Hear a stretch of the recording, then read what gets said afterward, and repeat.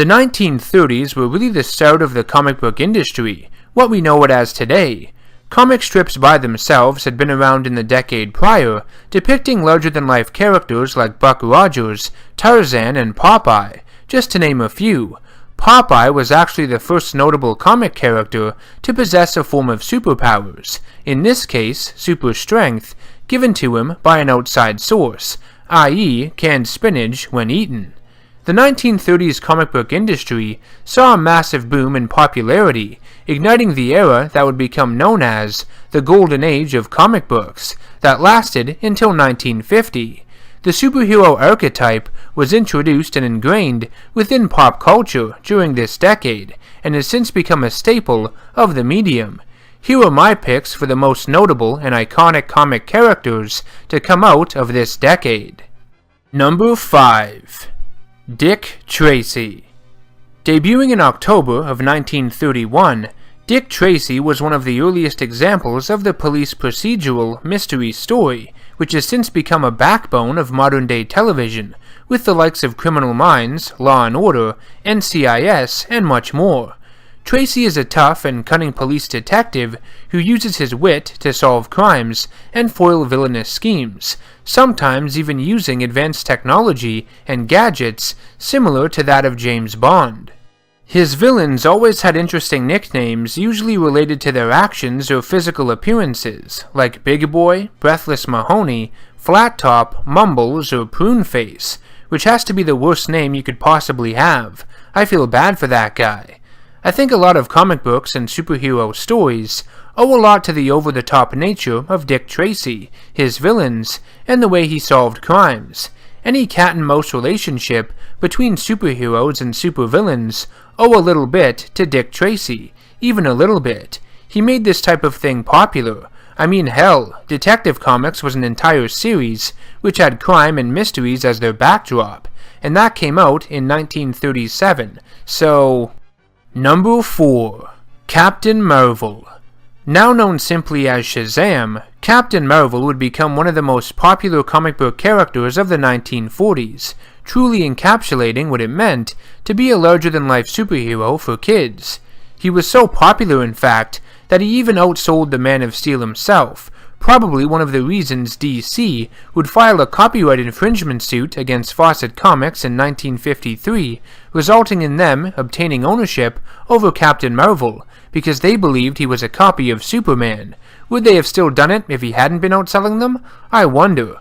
Captain Marvel was created by artist Charles Beck and writer Bill Parker, and debuted for Fawcett Comics in December of 1939, meaning he just made it onto this list, being created at the very end of the decade. Another popular story that stems from Captain Marvel, especially with today's superhero craze, is that he shares the same name with a Marvel character that debuted in 1967. What happened? Why is he rarely referred to as Captain Marvel now, and instead Shazam? Well, when DC began publishing their Captain Marvel again in the 1970s, after their settlement with Fawcett Comics over a decade prior, DC stopped Fawcett from publishing the character and then buried it for a bit, cold. Marvel began establishing their own Captain Marvel and was able to swoop in and capture the trademark to the name. DC simply wanted to differentiate their character from Marvel's, because after all, they are completely different, so they named him Shazam, the word Billy Batson uses to transform himself into the godlike superhero. DC did attempt to name the returning comic series Shazam, the original Captain Marvel, but received a cease and desist order from Marvel, so just call him Shazam from now on, and there won't be any more confusion, hopefully. Number 3. The Phantom. In February of 1936, we saw the debut of the Phantom, created by Lee Falk. He's notable for being the first fictional hero to wear a skin-tight costume, as well as mask with no visible pupils, a staple of many superheroes today. His series of black and white comic strips have been published daily since 1936, along with a colorized one on Sundays, and are both still going strong today. In the 1960s, during his height of popularity, his strips were being read by over 100 million people worldwide, and we're talking before the days of internet here, with a character not owned by Marvel or DC. Damn, the Phantom was, and still is, a big deal in many countries. The cool thing about the Phantom is that he doesn't have any superpowers, and relies on his own strength and cunning to defeat his enemies. He is native to the fictional African country of Bengala, and is known as the Ghost Who Walks, believed by many to be immortal, though in actuality, the Phantom identity is simply passed on in his family through generation to generation. It's an interesting concept. He does occasionally use pistols, and possesses 2 phantom rings, one called the Good Mark on his left hand, which he uses to place people under his protection, and on the other, the Skull Mark, or Evil Mark, which scars his victims with his skull shape when he punches them with it. Much like Batman, the Phantom embraces his infamy and myth, and uses that fear against his opponents. Number 2. Batman. He needs no introduction. Batman is one of the most beloved comic book characters of all time, and in my honest opinion, he is the greatest fictional hero ever conceived.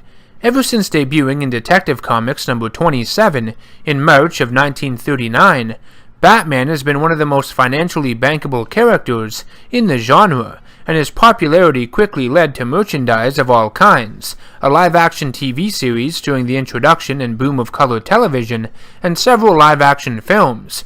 The 1966 one, starring the late Adam West, was the first legitimate mainstream superhero film, not counting all the serials and everything before it. I think Batman and really Marvel's Spider-Man 2 are the gateway drugs to superheroes for many younger audiences. I know they were the first I really gave a shit about until I decided to pursue the rest.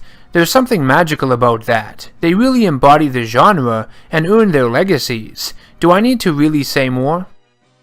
Before I get to my number 1 pick, here are some honorable mentions. First is Flash Gordon, who debuted within his own comic strip in January 1934.